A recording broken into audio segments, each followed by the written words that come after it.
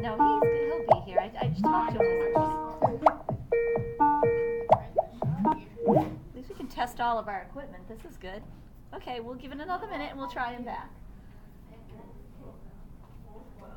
Oh, so listen, his name, I can tell you a little bit about him while we're waiting. His name is Mr. Petrashki, and the easiest way to think of that is three short words. Pit, trash, key. So pit, trash, and key, put it all together. Mr. Petrashki, let's say that together. Mr. Petrashki. Okay, so he is an architect, and he was living out in California for a long time, and then he was asked to go to Italy to work on a huge project in Italy with this other firm with this big architect there. And so he moved there and he lived there for 3 years while he completed that project. And then he moved back to San Francisco. He continued working there. Oh, here's him calling us. And now he lives in Boston but works in New York. Okay, I don't know how to answer incoming call. My video camera's not on. Let's try that. Hello. Good morning. Good morning. We can't see you, but we're hoping to. Oh, hold on. Okay. I gotta learn the settings. Yay. Did it work? That's awesome. We can see right out your window. Oh, I gotta switch it. How do you know how to switch? There it is. There we go. Yay. Oh, we see your cat too. Yeah, my helper. That's one of them. There's two more. Okay. Hello, Mr. Petrashki, Sequan, and me and my friends are doing a project, and we need your help. Okay, I'm happy to do my best for you. The project is that we have to build a structure that can withstand a certain amount of weight being dropped on it. Mm-hmm. And we wanted to find the best way to build a structure that could withstand that weight. Okay. Well, it seemed like a little fun challenge. I've been looking at it and trying to understand what you guys are up against. I think. Do you want to start out with questions, or do you want some advice? What do you think? I think we should start off with some advice. Okay. So I think the process of how you go about this is important, and in architecture, we have a similar process. Architecture is a little bit different than engineering in that we're concerned about what the finished product looks like, but the building still has to stand. So there's a lot of engineering that goes into it. So when I get a new project for architecture, the process we kind of get is to understand what the parameters are, or the rules in this case, what the restrictions are, and what opportunities there are. So, make sure you have a good understanding of what the materials are, the weight requirements, and what other, the time limit, the budget, those kinds of things. So it's very important to understand all those is inside and out as best you can. Can you answer any of those questions for him, Saquon? Do you know anything about the materials that you can use? Can you tell about that first? We're using different types of woods and corks and other materials like glue. And with our wood, we could choose different types of wood, whichever we want. But it has to Okay. be natural wood. Right. Okay. So in the case of some of the materials like the rubber bands and the fishing line and the cork, they have different properties to them, and even wood. Wood, is very stable and you can compress it, but it doesn't really shrink at all. When you press on a sponge, it shrinks, and cork and rubber even kind of shrink when you press on them. So those are things that you can use to maybe kind of absorb weight. On the other hand, rubber band and fishing line, they work in tension. So there's compression and tension. And I think some research on what those things mean and how you might be able to use those properties to help you would be important too. So research is another aspect that, so when we get a new project or a new challenge like this, it's important to do a bunch of research and find out what the materials are capable of, and are there other things that you can find that might provide examples that things get dropped on them and they are able to absorb that weight. So like a shock absorber from a car, for example, or springs, you know. And you can't really build a spring, but maybe there's other things out there in the world that might help inspire you guys to try.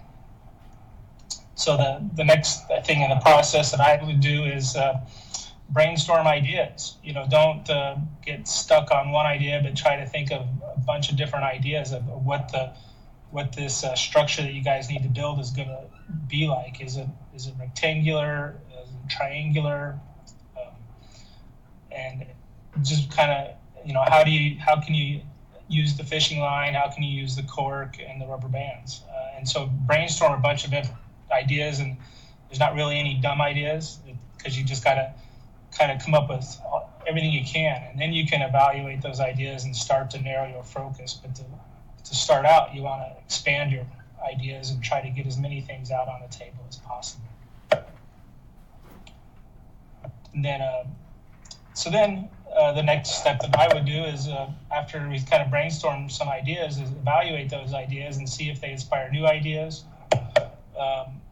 And you can kind of keep, you know, generating things. And once you feel like you've exhausted all the ideas, then you can start to evaluate them and see which ideas work. Could some ideas be combined? And then start doing test ideas. And it can be like sketching, you know, drawing on paper or on the computer. There's you know, some software tools that you could help kind of almost build it virtually, three-dimensionally. It might be helpful if any kids know that kind of stuff.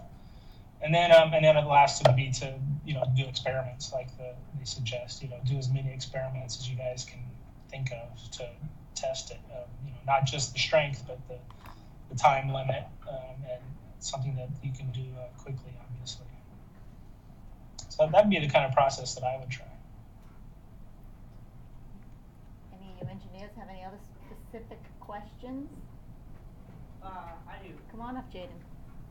Super fun, thank you. If Thank you. is cork, would it stretch? Put your head down. He can't see your head. You're right. Is cork stretch, like you said, it shrinks in a way when you compress it, but would it stretch? Based on my experience, not a whole lot. No, it's not really. It's more of a compression type of material. Okay. So I mean, those are kind of, tension and compression are kind of the two basic concepts I would look at for the cork, the fishing line, and the rubber bands. Okay. And the rubber bands can they have a little bit of both properties. They're spongy, right? They can shrink, but they can also stretch. So they kind of have both of those properties. Whereas fishing lines mostly tension, stretches, and then the cork is compression. Okay. Thank you. Mm-hmm.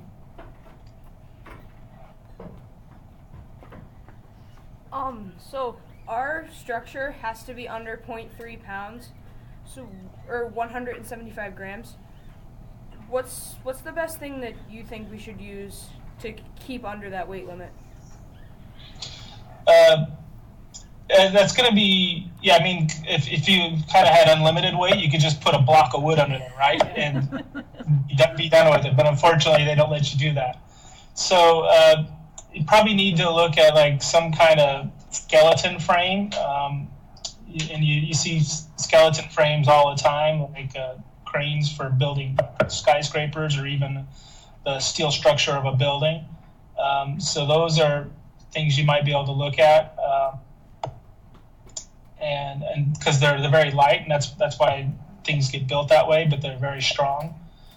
And probably, I would say look at things like that, perhaps. Great question. Any other people have any idea, maybe an idea that you started thinking about that you want to ask about what his opinion on that is? I know that at least one of the teams was thinking about where to place cork, right? I think one of you guys were thinking about putting cork as a foundation to your, you might want to ask him if that makes sense. Who wants to talk to him about your idea that you've already been kind of wrestling with? Braden, wasn't that you? Was it? Okay. Well, can I ask it then? Sure. I'm behind you. Sorry, I'm their teacher, and thank you for doing this. By the way, thank you so much. You're welcome. My pleasure. I wish I was able to do this when I was there.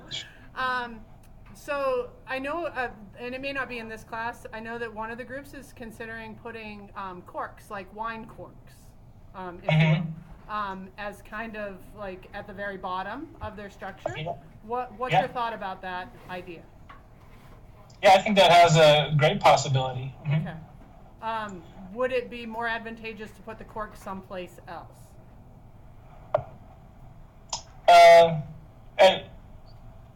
I don't know. It's difficult to say. I mean, that's something where experimentation might come into play.